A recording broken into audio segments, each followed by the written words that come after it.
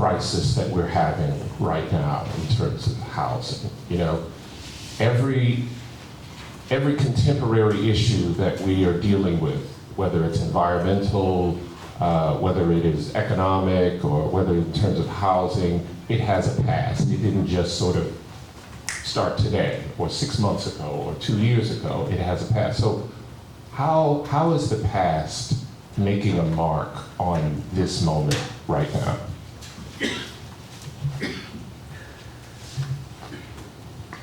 Jump in until someone else takes the microphone again. But obviously, right, like the policies that have created the housing gaps in our state are based off of systemic and racist policies that have existed. You know, you think about redlining. Yeah, obviously that presents itself in the gap to wealth from the, was it 1930s, 1940s, when veterans returned back from war and had the access to home loans, but weren't able to access that in high wealth, high growth opportunity areas. You think about Arizona, you know, we have, and it's not just the African American population. It's in Arizona, we have a large native or tribal population which have been displaced from their homeland, rounded up, youth rounded up and put into boarding schools. And you know, you move away from that sense of community and that sense of family, and that has created this terrible narrative that continues on to this day, not only through zoning, but also, and Professor Shabazz and I have talked about this in the past, homeowners associations, right? The Karens of the world, or the villagers of the world, right? That's another form of redlining.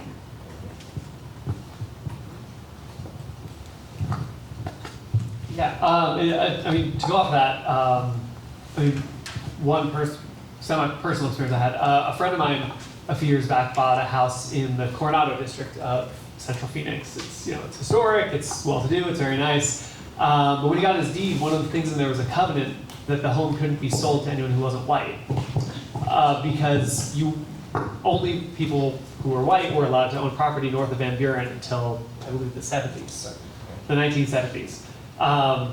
You know, that's not constitutional anymore, or else he couldn't have bought the house. But I mean, that goes to show how long it's been, or how long that problem persisted, and how that is still affecting people to this day. Another really good example, I invite anyone to check it out if they have time, is there's this organization called Fuerta. They're like an arts media collective. They did a comparison of South Phoenix and Fountain Hills, because South Phoenix was severely impacted by redlining and zoning, where they have more, you know, chemicals and factories and plants that impact health. It was also more difficult to purchase homes down there. And they compare just the quality of life and the standards that people in Fountain Hills live in, even to things with, you know, they have more green spaces, so the temperature is cooler.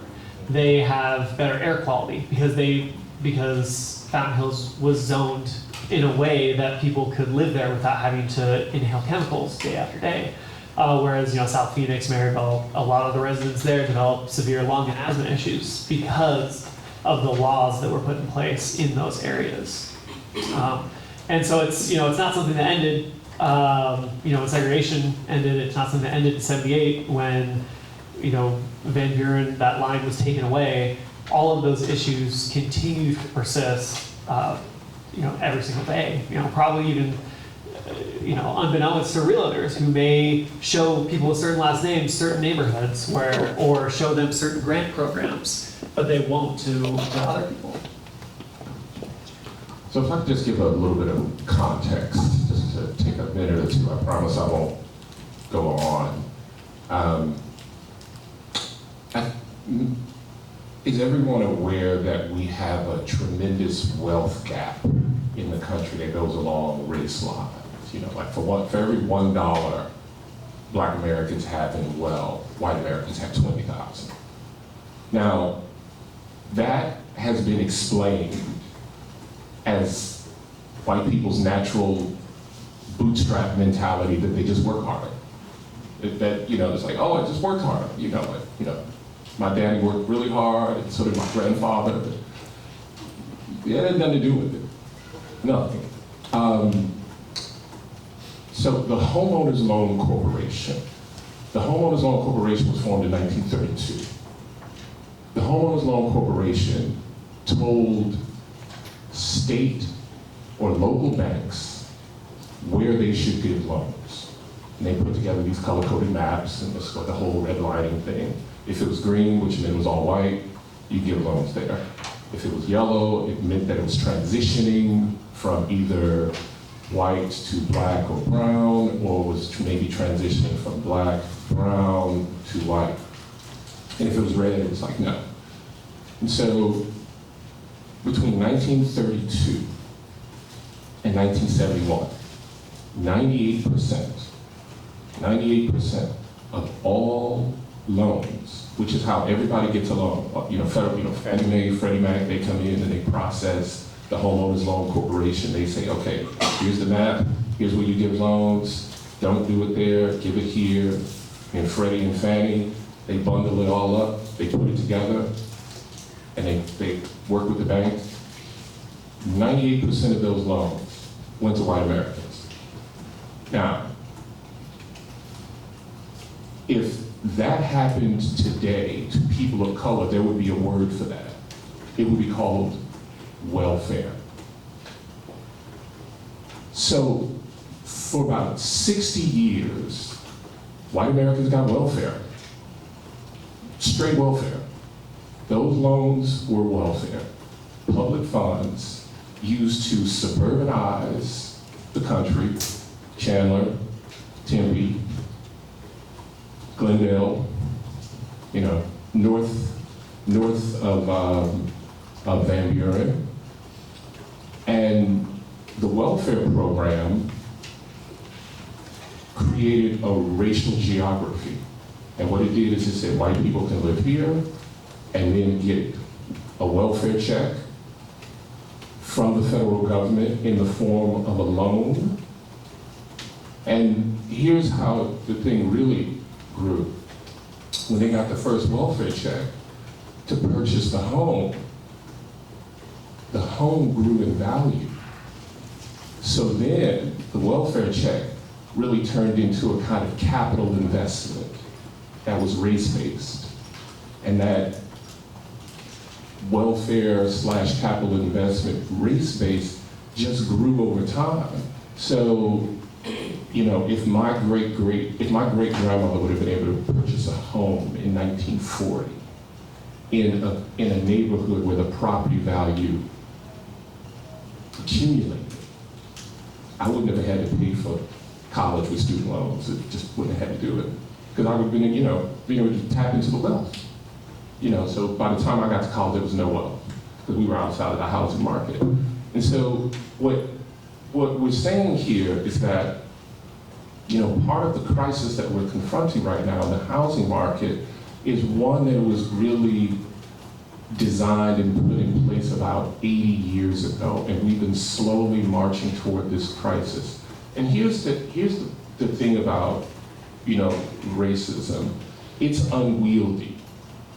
So when you create a racist infrastructure, for a time it does exactly what it's supposed to do. It affects the people that it's supposed to. White Americans, got welfare and wealth creation for generations, and that worked. And then when anti-racist legislation ended restrictive covenants and the sort of discriminatory practices in the housing market, then the entire housing market became a solely private sort of capitalist market. And then things got really bad for everybody. Things got really bad, right? And just always remember this, as a racist practice or a gender practice or one that impacts poor people, as it does that for generations, it always metastasizes. It always metastasizes, and it starts to affect everyone. And in many ways, what our panelists are saying is that the kind of racist nature of the housing market is now, gnawing at the heels of everyone. Everyone. And this, just a reminder that you can't bracket these things. If it's bad for women, it's eventually going to be bad for everybody. If it's bad for poor people, it's eventually going to be bad for everybody. If it's bad for indigenous folks, it's eventually going to be bad for everybody. So there's an incentive to not say, I got mine, you get yours, or I'm glad that ain't affecting me. Because it's just simply a matter of time. It is going to affect us all. I'm going to continue with our next question. Did you all want to jump in? No, it's okay. I wanted to interject and say, actually, in that quote-unquote welfare system that I have benefited from, I'm privileged to have, had access to the generational wealth that my family created, and has afforded me those same opportunities of home ownership and college education, but I still benefited from it because the federal government gives me a welfare check in terms of a mortgage interest deduction. So, because I'm a homeowner, it's oftentimes we hear from the population, homeownership population, oh, I don't receive any kind of government subsidy. Oh, yes, you do. And in fact, it costs the federal government for that mortgage interest deduction more than all of the federal funding going to housing and urban development, which pays for a lot of the kind of subsidies that help folks who are struggling, that are on the cusp of either homelessness or even on the cusp of home ownership, that just need that support out of that government program.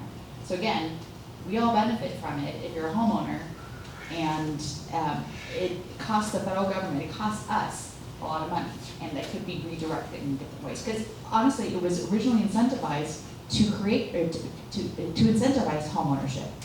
But I gotta tell you, when I first became a homeowner, I didn't know about it, and I still knew that like homeownership, it was probably the appropriate trajectory for me, and it was a lot better than renting, and this was what you're supposed to do, right? You're supposed to own a house, and you're supposed to have kids, and get married, and all that fun stuff. So that's why I became a homeowner. That I was not incentivized to do that, but every year when I do my taxes, I do get that incentive. Just staying on this, because I want to sort of bring this down now and talk about what this means for the Phoenix metropolitan area. So how does this past, these various pasts that we've been talking about, what has this meant for Phoenix, right? How is this affecting Phoenix right now in terms of the cost of housing, the affordability issue? How is it affecting where people are located?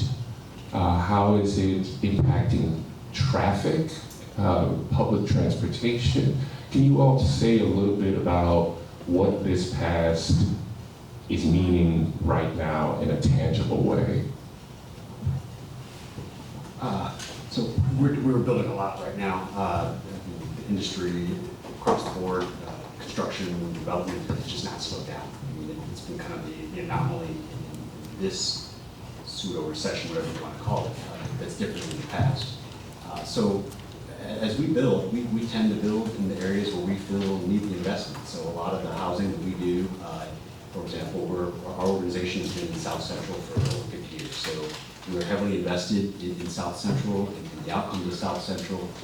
There's a brand new light rail system that is now being extended into light rail. For the most part, most people see that as a positive. It's going to provide some of those issues of inaccessibility that we talked about, folks who may not have cars, to be connected to across the valley in ways they hadn't been before, inadequate bus systems. But what's happening at the same time is land values are increasing. And so there's a lot of pressure on folks who maybe missed out on opportunities to grow wealth in the past due to redlining, and now are seeing it firsthand. And it comes with good and bad. On one hand, it's great that your house is now worth a whole lot more, but if you pull that equity out, now you have a much larger payment and you may be at risk of losing your house. And so I think what we're seeing, a lot of what's happening, at least around what we're doing, is there's a lot of outside pressure now that's in areas where people had overlooked for a long time. Nobody cared about South Central, south of the railroad tracks. Now we've got folks who are purchasing land for the same price they're paying in downtown, which is unheard of. And when you are in a situation where you're living paycheck to paycheck and someone offers you $400,000 for a house that's probably really worth about $75,000, it would be very difficult to pass up on that. And what your options once you move away from that home that you may own and not have a payment on are not to rent, and your options to rent may now be in Maryvale or the Mean or somewhere else where you don't have all of the amenities that you have currently. So the biggest challenge I think right now that's happening as a result of historical precedent and what created what the mess that we have is the fact that folks are now moving back to those places. They really want to live in those areas, and you've got populations that are really going to have to hold on strong to those neighborhoods and pass up on what seems like a really good paycheck in order to preserve sort of the continuity of the community, but ultimately for themselves, just so that they don't miss out on the opportunity of living in an area where they have a lot of things around them. Thank you for that. The issue about the light rail, I hope when we have our Q&A we can get into that, because it's a real mixed bag. It's a real mixed bag. I was going to go off of what you were just saying about the land values in South Phoenix around where the light rail is going or where it's expanding to. It's not that these investors suddenly are looking at South Phoenix and saying, oh, this is a vibrant community I want to support and build up. I love the history here. I love the people. No, they just want to make a bunch of money. And so, they'll offer someone cash who, they'll cash out because they might be getting offered more money than they've ever seen in their lives. But now they can't live in the neighborhood that their families lived in for generations. They couldn't, buy the house next door because now they're priced out. And then, so these houses, they get remodeled or flipped or torn down and built up into, probably overpriced apartment buildings. That then pushes out those communities who live there. South Phoenix is predominantly Black and Latino.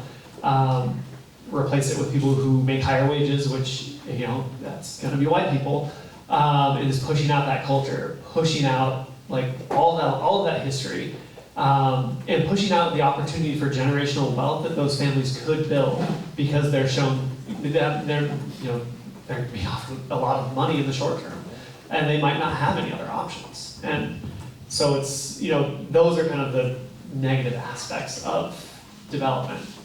And I'm saying that as someone who is a big fan of public transportation. I love it. I just wish there was more in place to protect the people who are impacted negatively by it. And maybe that's something that we can discuss with the audience, or maybe on the panel or both.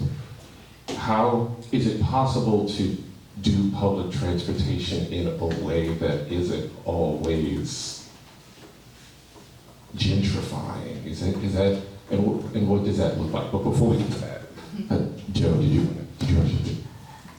Actually, the only thing I was going to add to what Cameron said, when you come into a community, and I say this a little tongue in cheek. Closer to mic. Okay, yes. I say this a little tongue in cheek. When I want to go into a different community and learn about their culture, I often start with food, right? And my white palate can't necessarily handle the spicy foods that different cultures present, but yet we still want to tag and check in to that place or Instagram it, and that's what that kind of like that cultural tipping point where we start that gentrification. Yeah. So the next question is, can the panel talk about the various faces of the housing crisis here, the different aspects? We've talked about affordability, but what else is going on in terms of the housing crisis here? What are some other ways that we can illuminate it, describe it, illustrate it for everyone?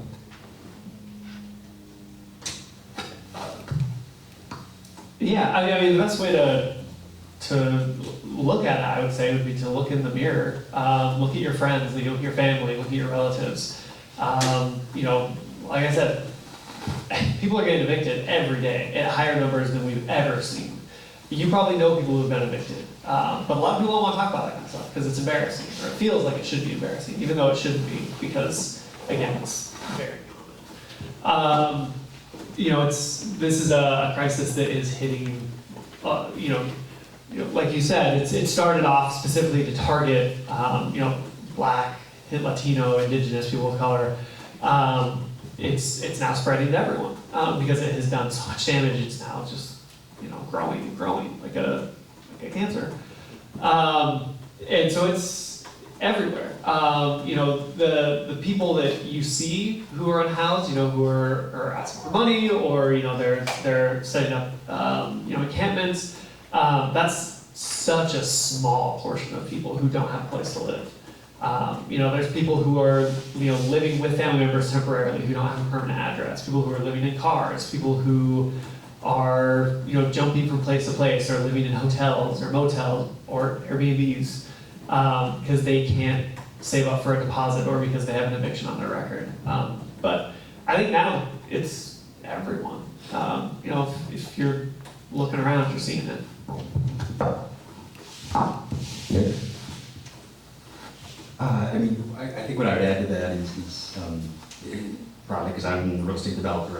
I think that housing becomes kind of the easy target, right? We see developers and then we see what they're building and we like it or we don't like it, and we sort of use that as the example of how all the ills that we sort of have, and kind of following along the line of looking in the mirror. It really is. It's not about looking in the mirror to me. It's about recognizing that.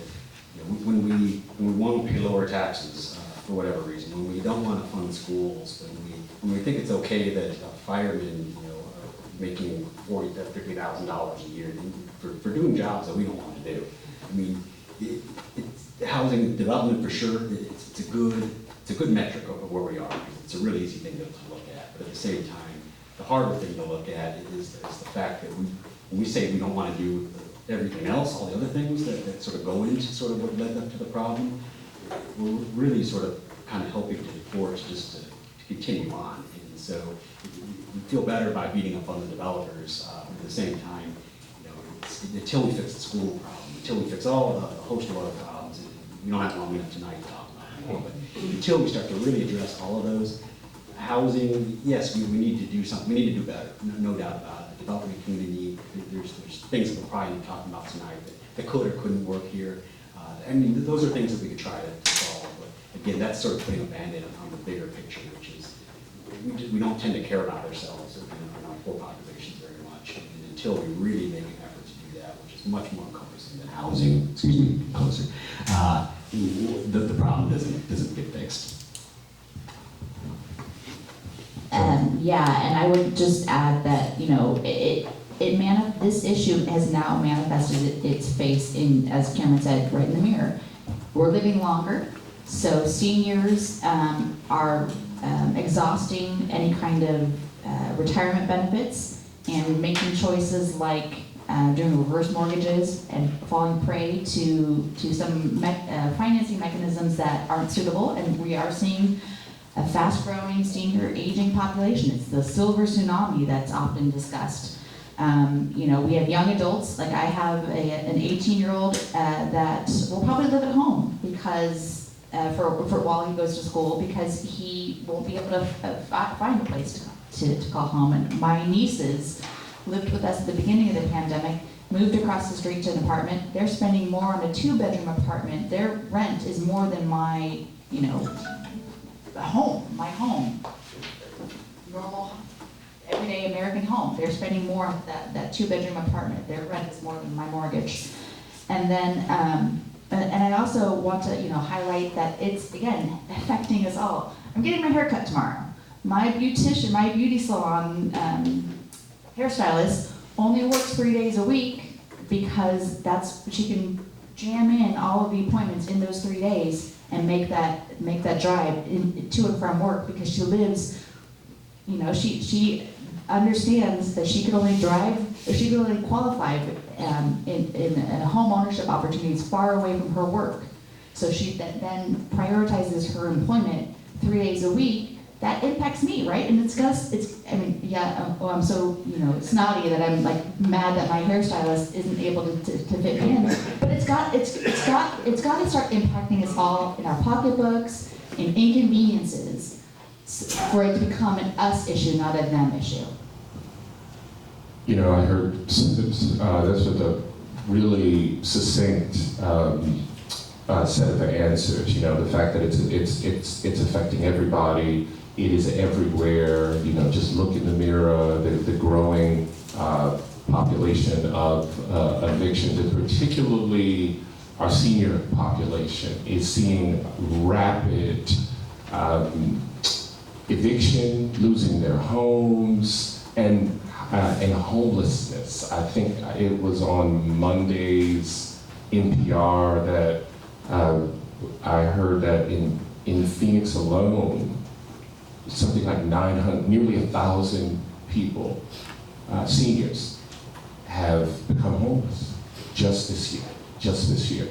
And Nick's really, you know, sophisticated understanding of, yeah, developers, you know, play a role, but if we don't want to contribute to the greater good through taxes, then that is creating another problem for teachers, for firemen, firewomen, for first responders, and that we have to, you know, cheap housing comes at a cost. Cheap housing comes at a cost. And what I mean by cheap housing is the extent to which we can't find a way to levy reasonable taxes for owning a home. And Joan's point about how all of this is manifesting itself on seniors, and preying on seniors, and also your hairdresser having to drive. And this is the perfect segue into what I was going to say. I think one of the hidden costs of the housing crisis is traffic and the environmental impact that people having to drive 30, 40, 50 minutes or an hour and a half each way to work. So I know everybody here has been on the 10. It's a nightmare. The 202, the 101, they're all horrible. They make you feel bad. They do, they make you feel bad. Nobody feels good on any of those roads. Only, I'm a night person, so I'm just gonna disclose, I'm a night person, and I tend to be on those roads between like 11 and 3 in the morning. It's fine, because it's like I'm zooming around, ain't nobody there. It's just like, just me just zipping through, like it's totally fine. But 98% of the population are not on their road during those hours. They're there between 6 in the morning and 7 o'clock at night, and it is a parking lot.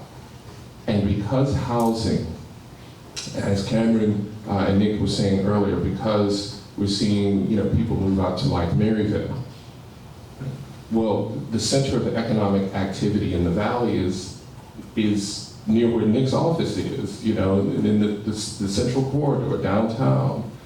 And so it means that people have to, get from Maryville downtown, or maybe even East Mesa, or deep East Mesa. What's after East Mesa? What is that called? Apache Junction. Apache Junction. You know what I'm saying?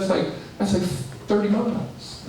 And it makes us feel bad emotionally to do that. But the other thing is that it has this deep carbon impact, and it makes our already hot city hotter. It makes more smog in our smog-filled city, and it also just makes really unhappy people. And this is a part of the housing crisis. If we cannot find ways to make it possible for people to access their jobs and not have to live an hour, hour and a half, 2 hours away from their job, be sitting in traffic. This is part of the housing crisis and the housing solution. And it's a kind of slow, unacknowledged impact that we're all grappling with. And I think traffic is a significant problem that we have to deal with in housing. I just want to check the time and see how we are doing. I think we're good, but I want us to make sure that we open it up to the audience. Yes. And I'll start with that. Yes. Like, when you talk about the traffic, aren't we also aren't we also talking about, people who are in cities like New York, let's say, or other places? Is that contributing to the housing crisis there as well? Where people can't live in Manhattan, but they go to Manhattan, but they live in New Jersey or some other place and come in. So how does that compare, or is that comparable to what you're talking about now as traffic being part of that problem? Oh, it's a national problem. And so, my girlfriend, she grew up in the bedroom community in New Jersey. Like you can see the Manhattan skyline from like her block. It's about 30 miles away. Now, the Northeast, they have a train system, right? So you can get on that Amtrak that's running back and forth. So they have that.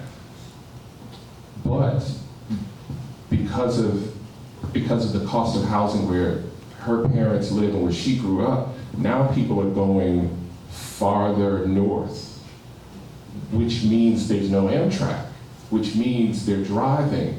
And New York City is about to implement, I think it's a $25 tax on every car that comes over the bridge. So, it used to be like you just paid the bridge toll, $3, $5, $6, whatever.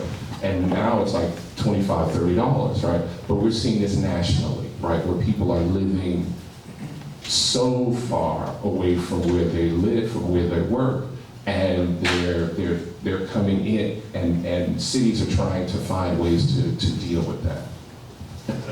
People moving out to Gilbert who can't necessarily be closer to their jobs at ASU?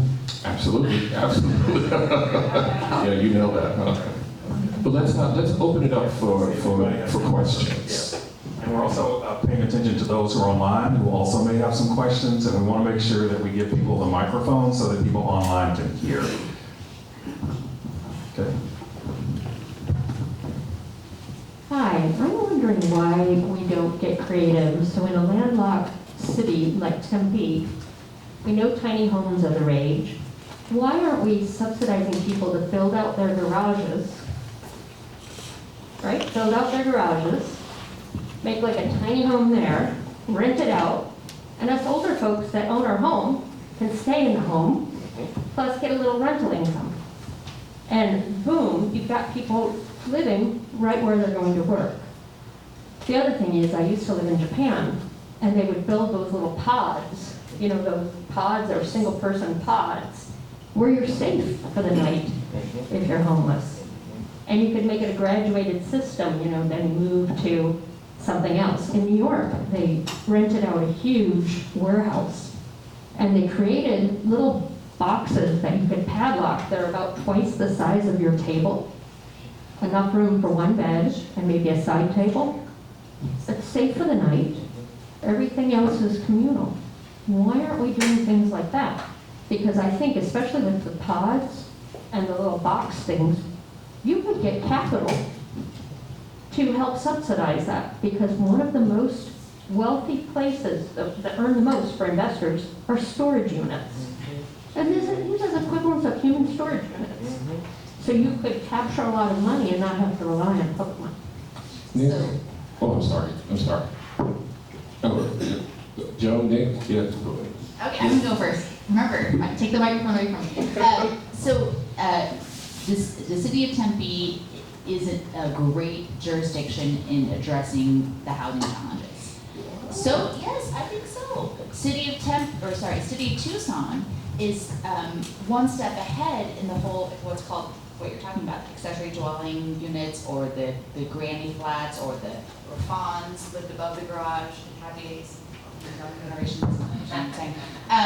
But they are looking at changing their zoning laws to allow for that. All of the other jurisdictions, like the city of Tempe and other jurisdictions, are struggling and trying to find that healthy balance of, and looking at changing the zoning structure away from solely single-family residential to allow for these different housing types, including, and I do want to say, Nick, you're talking about developers, and Cameron, you're even talking about landlords. Sometimes, there are good, right? There's bad renters and there's bad homeowners, but there's also good developers and good landlords. We just need to figure out the right balance and deal with those healthy tensions. And the way you deal with healthy tensions is through communication and trust. I think we need to strengthen the communication between the two, kind of this versus them mentality. But, so we talked about ADUs, and what else? I will say around the pod conversation, I just want to give my hat tip to the community, Arizona's homeless service first responders, right? They have been inundated with the rise in folks experiencing homelessness, and we have had stagnant federal and state funding, and the need has gotten worse with the pandemic. So yes, I think many shelters across the state are exploring how to secure individuals' belongings. I've heard of the pods in Japan. I've also heard of trailers, like the big RV trailers with different kind of compartments for individuals. I don't know how the struggle there is the same struggle with ADUs. It's zoning. Do you want that big RV in your backyard if you live in this community? So we have to deal with this whole not my backyard necessarily. So. Yeah, jump in. Yeah, I mean, so as far as I'll just respond to the kind of the smaller unit kind of approach, and then there are some models I've seen out there. I think you can probably figure out how to change the zoning, regulate it into a way to allow it. So I think, again, when we go back to what I said earlier, housing is a commodity. I think as the demand goes up in the smaller unit, I think you'll start to see them just start to appear. I think right now the big challenge is, quite frankly, the demand is not there. And so to propose a project with units, let's just say 300 square feet, 200 square feet, very small units. I mean, a small unit right now is probably 500 square feet. So to go micro, you have to convince a whole lot of people, which includes people coming in to rent. So I have to then demonstrate to a lender that I can fill up this project and that I have enough people who are going to want to live in a small living. And I think the trend we're seeing now, for sure, amongst young people, is there's less of that need to move out to the perimeter simply because people did that because they wanted bigger homes. I mean, that's entirely why people moved to the suburbs, is you got a bigger home for a lot less. So if people are willing to, and we're seeing that, live with less, then I think we're going to start to see more projects like that. I know of some projects in Tempe that have been proposed, and they have zero parking calcs, for example. And it's sort of showing that mentality is starting to change a little bit as far as what people are acceptable, because for a long time, you could not get a project funded by a bank that wasn't parked 2 cars per unit. I've got a project now in downtown Mesa, of all places, that's parked 0.75 cars per unit. So on average, there's only 3/4 of a car available for every unit. We're at directly at light rail stop, so all day long, I don't see it being an issue. I've seen projects here locally that built out to the 2, and then they're sitting there with empty garages. And so I think it's a changing mentality that I think that the trend that you're asking for is something that we're going to start seeing over. Probably not tomorrow, probably not the next day, but definitely over the next couple of years for sure. There's a person right here that has a comment or question. Yes, I was very interested to know what your individual thoughts of the program that Bank of America is rolling out, which is the Community Affordable Loan Solution, which claims to have zero down mortgage payment loans for to help minorities purchase their first homes. I was reading about it, there's not a whole bunch out there right now, but I just kind of want to know what the implications or ramifications that you all see in a program like that. Yeah, I'll start just because so I have a few thoughts, and I'll try to be succinct. But one is that it is a really good thing to recognize that banks have recognized that there have been these historical forms of exclusion, and the way to get people into the housing market who've been kept out is to offer incentives and funding and programs. Zero down. I think there's a little bit of I don't remember if there's a subsidy on the mortgage, but I know it's a zero down, and there's sort of, being liberal with credit score and all of that. I think that is a good first step. what we need is, what I think would be best would be a national reparations program. And the national reparations program would provide low interest loans that are subsidized for at least the first 10 years of the mortgage, zero down payment, and help with repairs over a number of years to allow to move people into the housing market. And what this would effectively do is it would take populations who've been kept out of the housing market and immediately provide them with housing, and it would stabilize the housing market. You know, there'd be no more, you know, less ups and downs, less, you know, this community has, is mostly renters, and this community is not, that would fundamentally change that. And it would also restructure the racial geography of the country. It would, you know, the kind of racial geography that we have in the country where, you know, people of color live here, white people live here. It would also change the economic geography where poor people and working class people here. It would fundamentally change all of that. So I think what I want to say about the Bank of America program is that it is a model for what we can, it's a first step, but I think a better model is what's happening in Evanston, Illinois, where they are doing precisely what I just said. They're, you know, zero down payment, subsidizing the mortgage for 7 years, and doing any repairs on the house initially. And it's for people who have been kept out of the housing market in Evanston, Illinois, which is right outside of Chicago. Okay, turn it over. Let's get there are a couple of questions online, so can we get the questions from those people who are joining us virtually in the panel, or somebody in the audience may be able to address them? So in terms of the one of the online questions, it's actually very much related to what you were just talking about. So specifically, what are some policy solutions that we can advocate for to help with, you know, this affordable housing crisis, both nationally and locally in Arizona?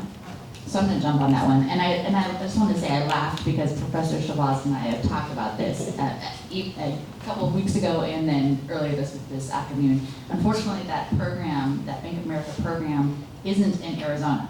We're not one of the top 5 cities that they're rolling this out. But again, it's an initial first step.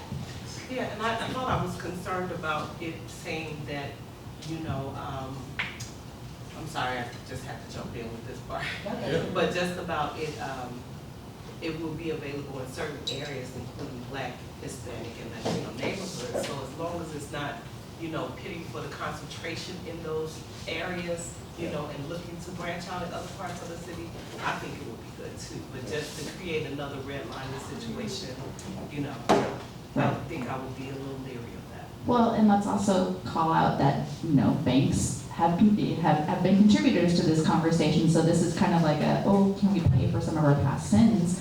But it's a great initial first step. I love it. In terms of some direct policy conversations, again, that's the private sector coming to the table. I think the public sector needs to come to the table at the federal level. We have been stagnant with funding. I mean, we had some big faucet turning on in terms of funding because of COVID-19 responses. But in terms of housing programs, I think if you adjust for inflation, we've had the same level of funding since like the 1980s for some of the federal housing and urban development agencies.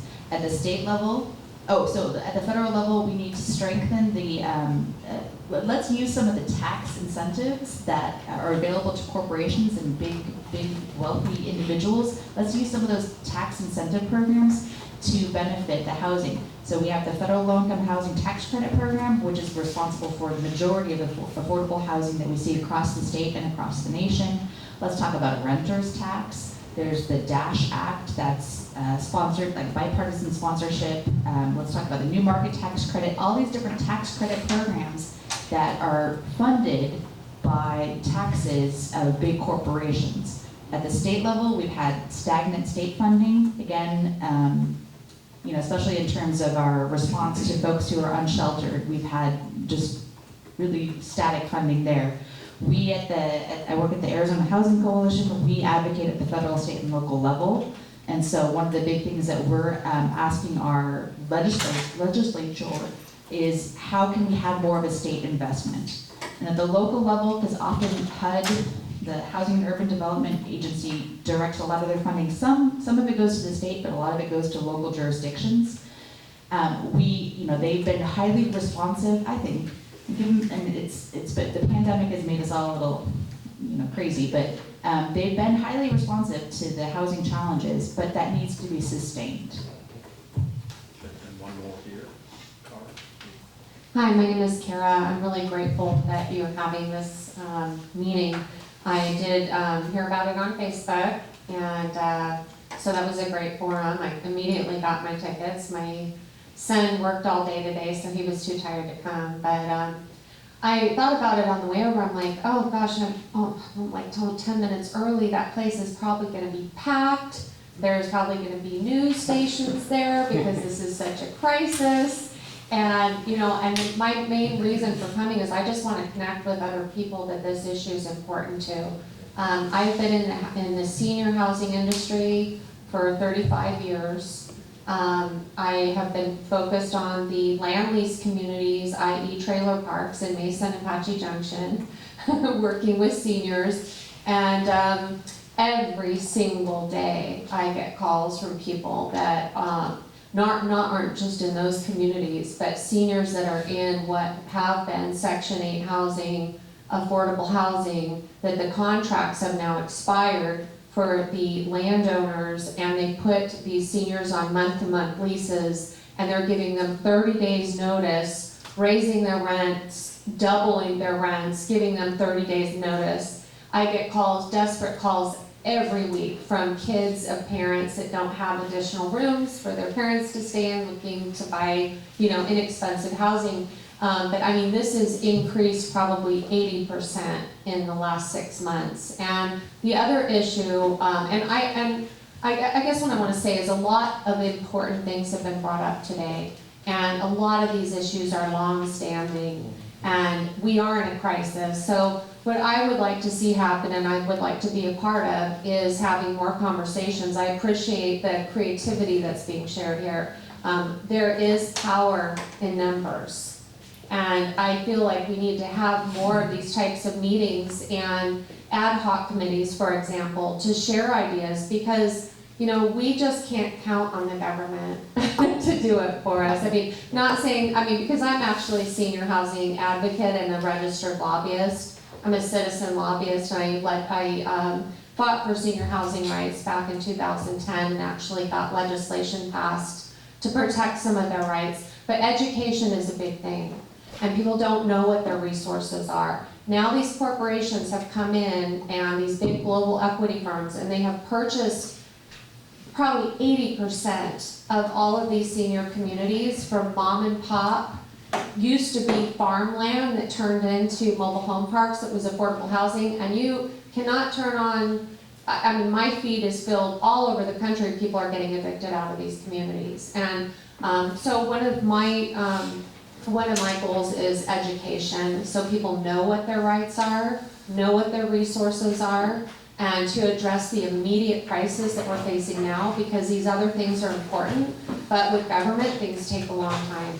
And changing ideologies and biases, that changes with us. That changes with us having communication. So, it's, the other thing is, for the amount of wages that people make, they can't even qualify to live in these communities anymore. So, it's a huge problem. And, not saying that everybody else isn't important, but like the seniors, they're at points where they can't work anymore. Yeah. So anyway, I just am grateful that you guys have had this meeting. I am sad that there aren't more people here, but we are. And so I hope to connect with other people here and be part of our movement. Thank you. Thank you. Well, you know that we have people online and virtually, and what's also gratifying is knowing that this is not the only conversation that's happening. Multiple people around the valley and beyond are having this conversation. So we can get a small number of people who didn't hear that conversation but heard this one, then we can have people having all those conversations. So that should transition us into sort of that last piece, because we recognize that we could leave here really, really down because of the reality of this, but you all had some models. And you mentioned this earlier of what is working, and you mentioned this bit about living wages. So maybe we can sort of wrap that up, not neatly in a bow, but at least give people a sense that we will be providing some resources and organizational connections. We'll make sure that yours is listed there as well, so that you don't leave here feeling like there's nothing you can do. Because that is not why we brought people here, is to identify a problem and say, but there's really nothing you can do about it except sit back and watch it. Panelists. I kind of want to echo what you just said about power of numbers. There's a growing labor movement in the country of people who are realizing that their wages or their employment, the way they're being treated, is not okay. That they're not making enough money. That they're not being given hours or appropriate hours for what their job requires. And so they're coming together and organizing. You can do that as tenants too. You can start a tenants union to push back against unfair housing practices. A lot of that goes into education. People don't know that they're being treated in illegal ways because the law is complicated. And if you're working 2 jobs, you don't have time to go and read through every Arizona statute to figure out what's going on. If you're looking to advocate in a legislative way, first find out who represents you at the state capitol, and then let them know, like Joan said, you support restoring the housing trust fund. You support things that do keep landlords in check so they can't raise rent, 10 days notice, 30 days notice. So they can't raise rent 10, 20, 30% just because they can. Because right now they can't. There's no limitations on what landlords can charge, or what their increases can be, or how much time they have to give you to get out. There are some, but not what it should be. And so advocate for those sort of things. I think those are the easiest ways. Talk to your neighbors. Talk about what is unfair. And then one other thing that I think is good to advocate for, and then everyone else can talk, is that in eviction courts there should be public defenders for the tenants who are being evicted. Over 90% of those who are being evicted have no legal representation when they're going to court, which means they lose. And then apartment complexes, they hire one lawyer to stay there for the whole day and go through their 100, 200, 300 cases. Whereas if there's legal representation, it drastically increases the likelihood that someone won't be evicted. And those are very, I think, easy, low-lift solutions short of, rent control, public housing, complete revolution of the system, that sort of thing. I thought what I'd end with is maybe it's an example of kind of what we're doing at Chicano por la Causa, and then kind of talk about an example where we're actually are seeing some really positive things in the housing market as it relates to the private sector actually sort of doing their part. And so kind of what we were talking about earlier, the complexity of understanding what your rights are, but then also knowing where to go, and whether we're talking about mortgages or down payment assistance or the various programs that are available to us. A lot of people just don't know where to go. And so at CPLC, our big model, there's a couple of trains of thought on how you approach folks who are living on the streets. And there's a housing first model, which is the city of Phoenix buys into, which is you just put people in homes. Put people in homes, and then you sort of figure it out after that. At Chicano por la Causa, we're big advocates in what we refer to as sort of our wraparound service model. And so it's essentially at every project we have, at every apartment complex we own, and every single-family house that we rent out, along with that, our property management company provides sort of a navigation, sort of, I don't really know how to refer to them as clients, but ultimately there's a person available to every tenant to go and speak to about whatever issues that they have. And they could be behavioral, they could be whatever the spectrum across the board is. Whether we do it internally or whether one of our partners do, we at least provide people with an opportunity to understand that they have other services out there. And so It starts out on this resident services model, but it extends into housing and understanding what your rights are in housing, and this is how we help the residents that are living there navigate the complexity of it is a big piece of it. And so I think that's an example of what we do, and we found it to be very successful for our residents. And then the example I wanted to give was actually, I just met yesterday with, we're a large organization, so we get access to other large organizations, insurance companies. They're making a lot of money right now. So we were able to have discussions with them about what is it that they're really trying to do.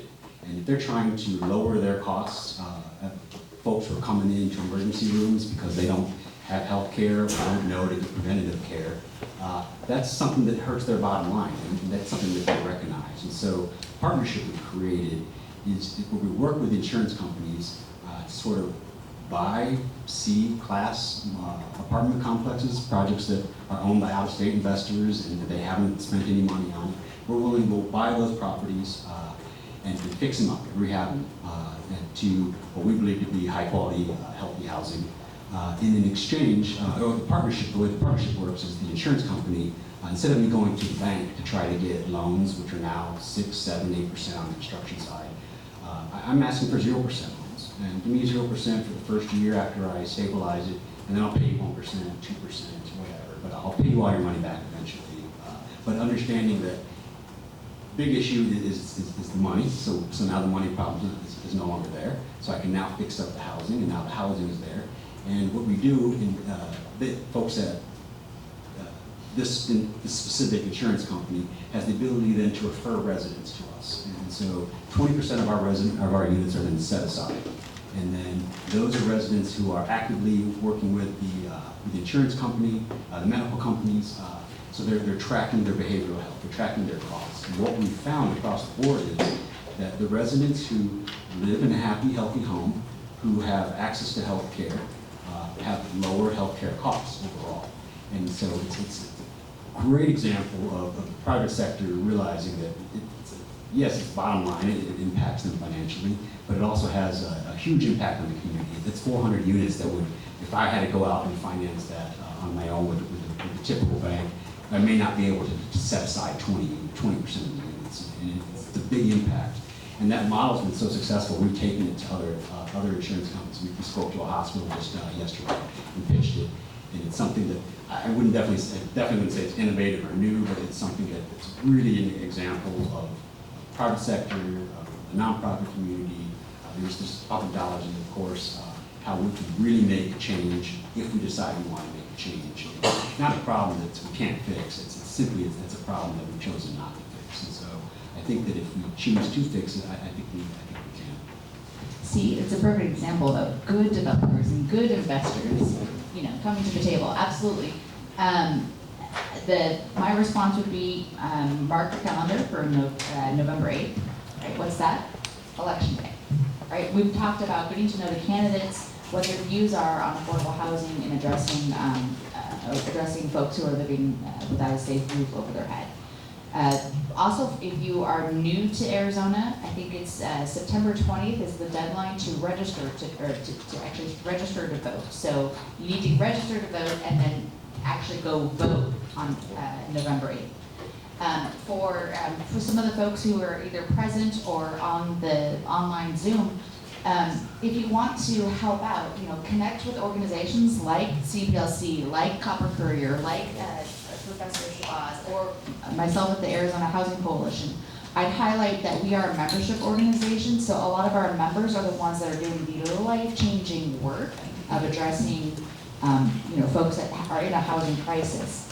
One of the cheapest and easiest way for them to advertise what their needs are is through social media. So connect with them and figure out what they need instead of, we want to be a do-gooder and make peanut butter and jelly sandwiches and go pass them out on the streets. That's not, I love it, right? That's passionate and philanthropic with your thought and your heart, but you need to connect with an organization that knows and has the hygiene, the food handling certification to address that. And they know what the needs are, whether it be diapers or socks. Follow them on. Find out what nonprofits are in your community, follow them on the social media channels, and volunteer. Vote and volunteer. with 2 Bs. And I would also say, ensure that you vote for people who understand how important housing is. If they don't think about it, if the only housing they're interested in is that people who live in this neighborhood vote for them, if that's the extent of their understanding of housing, you should not vote for them. We have to start demanding that our representatives engage with the reality of the crisis. So that means we have to press them, we have to ask them, and we have to demand that they take a position. And if they refuse to, we cannot vote for them, we cannot support them, because this issue is too important. It can no longer just be marginal. It has to be a centerpiece of what they do legislatively. One final comment here. Yes.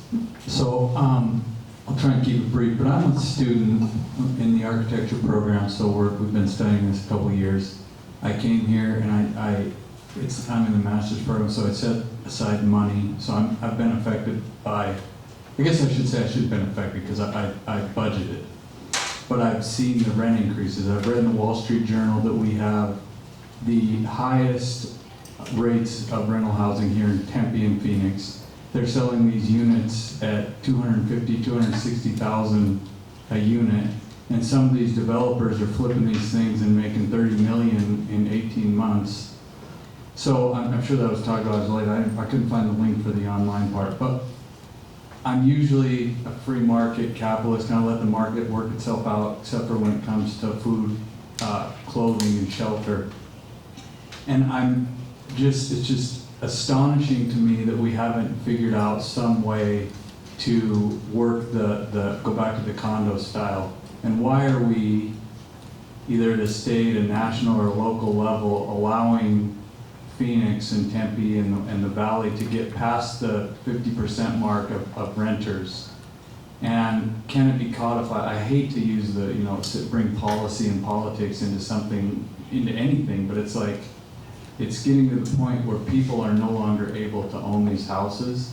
And is that something that, as a city statute, we can look at? We can say, hey, we require this many parking spots if you're going to build a Best Buy, but we're going to require this many of these units to be owned if you're going to build a complex. I'm not against any type of home building, whether it's great big apartment complex, multifamily, mixed use. I just think it's going to negatively impact future generations if we don't put a stop to how many of them are rental units. Well, real quick, we can no longer believe that the market is going to take care of this. We can no longer just rely on, we cannot have all housing being market driven. That's just not working. It really hasn't been working from the beginning. And I don't know what that means in terms of distribution and organization, but the belief that the market is going to correct, that the market is going to be the savior, that the market is the best way of organizing it, that's the reason we're here in this room today, because that hasn't worked, and it's not going to work.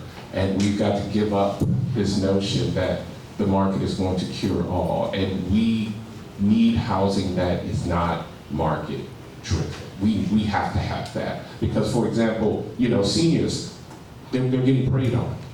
They're being preyed on, and we have to have both forms of legislation and community power to fight back, but we also need forms of housing that are not market driven to allow folks to be able to live, raise their children, and live out their final years, whatever it is. And so I think we have to pivot away from this sort of, logic of the market will solve all, and try to figure out some other possibilities. Unfortunately, we do have a recording of this. You can see the first part of this where we tried to set the foundation up.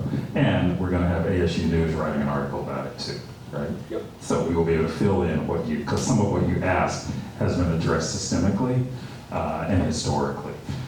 It looks like our time is winding. We did not expect to solve the world's problems tonight, but we wanted to add to the conversation and to know that there are people who really are concerned and are doing the work of trying to address this. It is not about fixing it. It is about trying to give people more resources. And I think for me, the key thing was about education.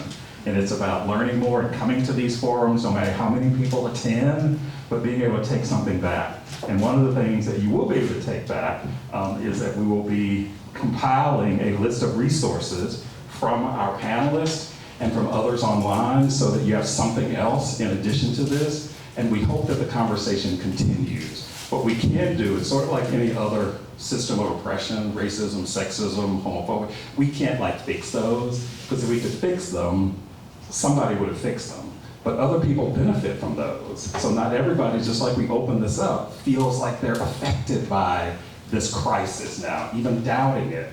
So the more people can push against that notion and dispel those myths, the better we can try to implement these things that we call Humanity 101, which since George Floyd's murder, we know that they are centrally connected to justice. So that's why we're here. Project Humanities has another set of programs coming up. We hope that you will look at us on Facebook and all the social media platforms, but we also want you to feel like you can come back and have this conversation in a way where your voice is vital and matters. So let's give a round of applause to our panelists. Give yourself a round of applause for attending. And please pass it out on social media that we're here trying to do good work. Our next event will be the 3-day hackathon event, so grab a flyer on the table. I think one of the students here from what school are you from? Walter Cronkite is also writing a piece on this, so we're going to have this narrative in stores circulating in all kinds of audience. 2 of you? Oh my gosh, 2 people here. But we got a hackathon coming up. It is don't be scary. Don't get scared by this notion of a hackathon. It's not just for coders, and everybody in this room can have a role in that. That's the first week of October. And then we'll have another conversation after that, and we're already talking about the spring now. And for those who don't know, we've been doing these conversations for 10 plus years, and we want you to be part of those conversations as well. And I see one of our team members back here holding up something. What are you holding up?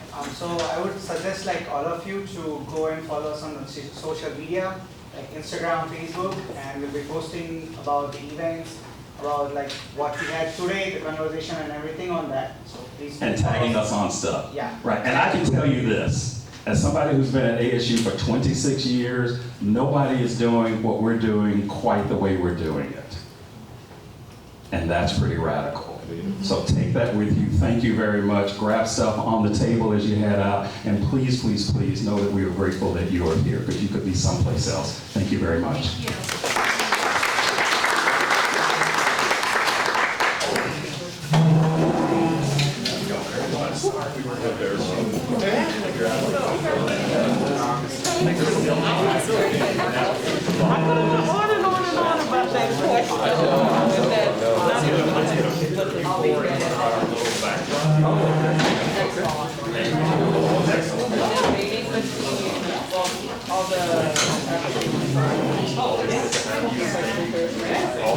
Wisdom here, such wisdom. So coming from our I also don't really want to have our photographer.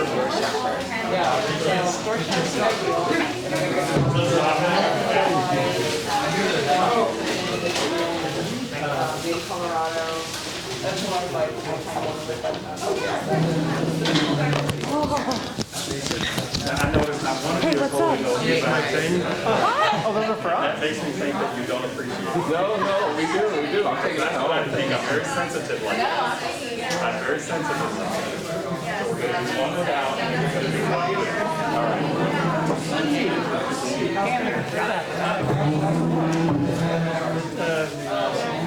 All oh my God! Okay, we'll talk about that. Okay, that's your.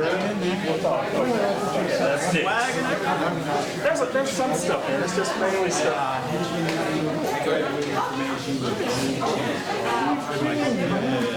Hey Nick, we need you over here, and then you can come back. You got 1 second.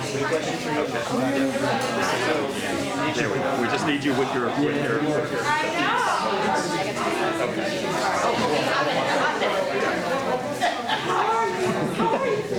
Infamous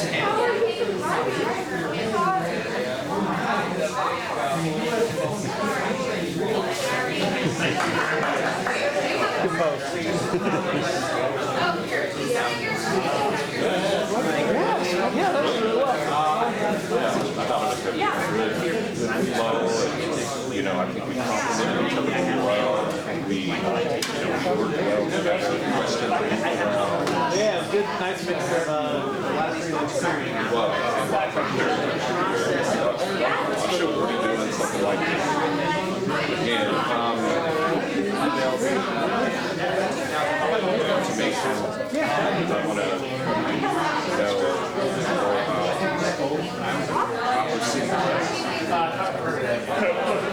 and also about the organization that you work with. Yeah, I'll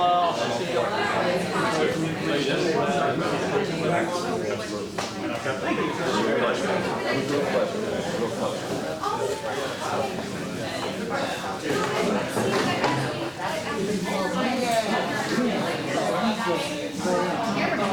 Oh, okay, all right,